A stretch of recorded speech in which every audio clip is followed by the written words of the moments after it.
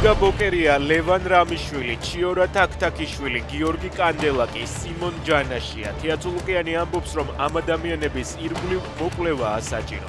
დღეს ცულუკიანმა მათ კომისიაზე ნებაყოფლობით გამოცხადებისკენ მოუწოდა. ალბი კორძაიას 10 დღიანი პატიმრობა მიესაჯა. აქტივისტის წინააღმდეგ სამართლებრივი დევნა თეატრულუკიანის შეურაცხყოფის საბაბით დაიწყო. გადაწყვეტილება სანქცირებულმა მოსამართლემ მანუჩარ ცაცუამ.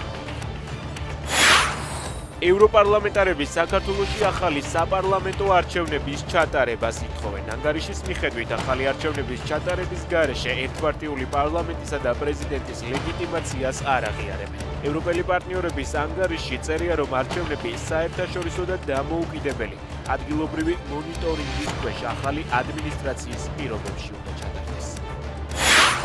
კალა კაპიტალ თბილისი კახაკალაძე ახალ კომპანიას აფუძნებს.